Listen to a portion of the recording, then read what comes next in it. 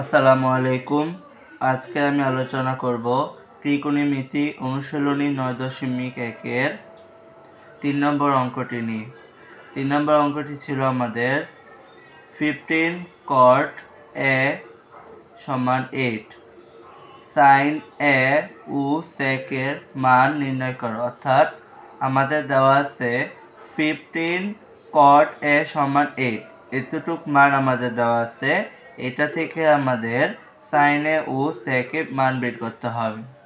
তাই আমি অঙ্কটা প্রথমেই করিয়ে রেখেছি, তোমরা এটি স্ক্রিনশট মেরে নিতে পারো, তোমাদের যেন সময় নষ্ট না হয়, তার কারণে যেন আমি তোমাদের খুব সহজে তাড়াতাড়ি বুঝিয়ে দিতে পারি, সেই কারণে।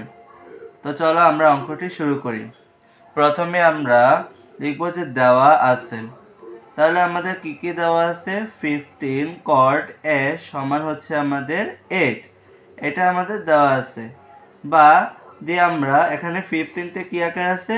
গুণ আকার আছে। তাহলে এটা যদি আমরা এদিকে নিয়ে আসি ভাগ আকারে হয়ে যাবে। তাহলে cot a সমান হবে আমাদের 15/8, ঠিক আছে? তাহলে আমরা কি করলাম? 15টা গুণ আকারে ছিল, আমরা এটাকে ভাগ আকারে নিয়ে এসেছি। এখন আমরা আমাদের অঙ্কের সুবিধার্থে একটি ত্রিভুজ অঙ্কন করে নিব। তাহলে আমরা ত্রিভুজটি অঙ্কন করে এখানে নিয়েছি। ত্রিভুজটি আমরা সাজিয়েছি এ বি সি। এখানে হচ্ছে বি কোণ। আমাদের এটা যদি বি কোণ হয়ে থাকে তাহলে এর বিপরীত হচ্ছে আমাদের কি? লম্ব। এরপর হচ্ছে আমাদের ভূমি, তারপর হচ্ছে আমাদের কি? লম্বের পর হচ্ছে আমাদের অত্রিভুজ। তা একটা জিনিস খেয়াল করো, এখানে আমাদের cot a সমান 15/8 দেওয়া আছে। তাহলে আমরা এখানে কিভাবে বুঝবো যে মানগুলো আমাদের কোনটার কি দেওয়া আছে?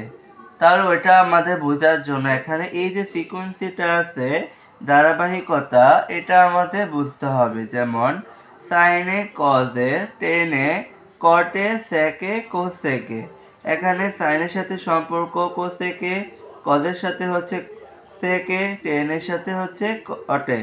তাহলে আমাদের এখানে cot দেওয়া আছে, তাহলে cot এর সাথে সম্পর্ক কার? আমাদের tan এ। তাহলে আমাদের এখানে tan এর সূত্রটা কি? তেরা লম্বা বুত। তেরা লম্বা বুত মানে কি? লম্ব বাই ভূমি বাই লম্ব। তাহলে এর বিপরীত হলে আমাদের কি হবে? লম্ব বাই ভূমি। তাহলে এখানে ভূমি হচ্ছে আমাদের 8 আর লম্ব হচ্ছে আমাদের 15। তাহলে এই যে আমাদের বিসি হচ্ছে ভূমি 8, এসি হচ্ছে আমাদের লম্ব 15। আশা করি বুঝতে পেরেছো কিভাবে আমরা 15 এবং 8 বসিয়েছি। এখন আমরা অত্রিভুজটা কিভাবে বের করব ওইটা আমি এখন তোমাদের বোঝাবো। তো ওইটা আমাদের করার জন্য পিথাগোরাসের সূত্র আছে, অত্রিভুজ স্কয়ার সমান লম্ব স্কয়ার যোগ ভূমি স্কয়ার। এটা হচ্ছে আমাদের পিথাগোরাসের সূত্র, অর্থাৎ এই সূত্রটি তোমাদের মুখস্থ রাখতে হবে।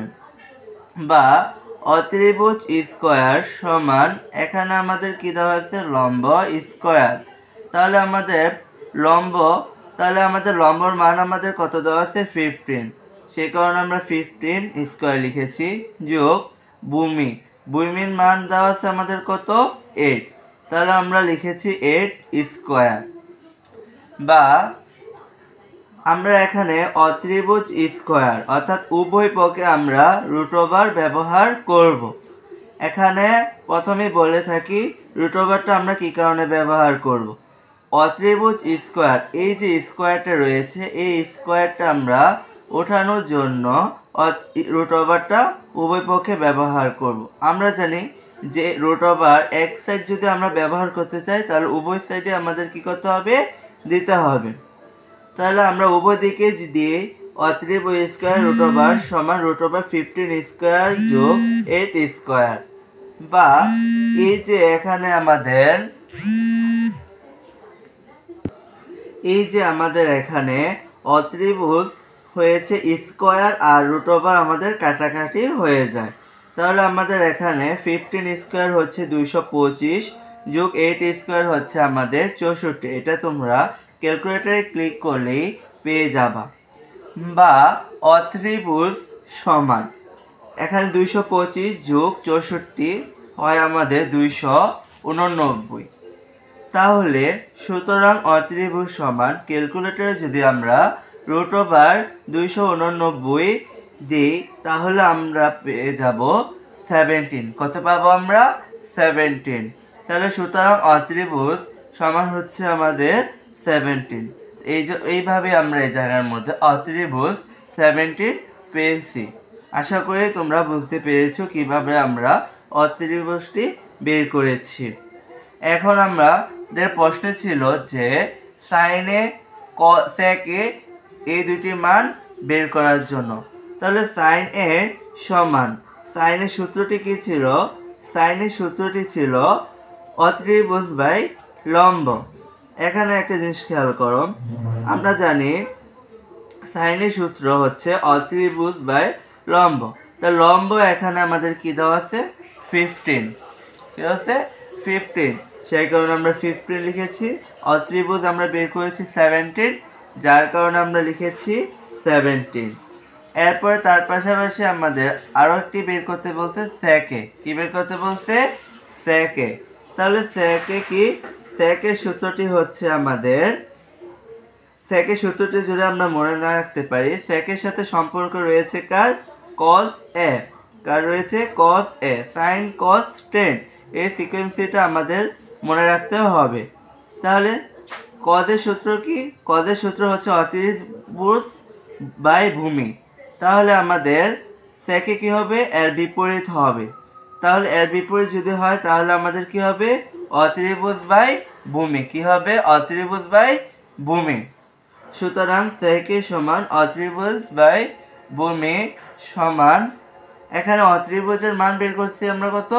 17 ইকুয়াল লিখেছি আমরা 17। ভূমির মান আমরা পেয়েছি, দেওয়া আছে 8, লিখেছি আমরা 8। তো এই হচ্ছে আমাদের আনসার, অর্থাৎ 3 নম্বর অঙ্কের সমাধান হচ্ছে আমাদের এটাই। তো আশা করি তোমরা সকলেই অঙ্কটা খুব সুন্দরভাবে বুঝতে পেরেছো। আমি আবারও বলছি তোমাদের, এই যে sine cos tan cot sec cosec এই যে সিকোয়েন্সিটা আছে এটা তোমাদের ভালোভাবে পড়তে হবে। যদি তোমরা এটা ভালোভাবে পড়তে পারো, বলতে পারো, তাহলে আশা করি এরকম অঙ্কে তোমরা আর আটকাবা না। তো আজকে এই পর্যন্তই। ভিডিওটা যদি ভালো লাগে আর 9.1 সকল অঙ্ক যদি আমার এই চ্যানেল দেখতে চাও তাহলে আমার চ্যানেলটিকে একটি লাইক, একটি সাবস্ক্রাইব করে দাও।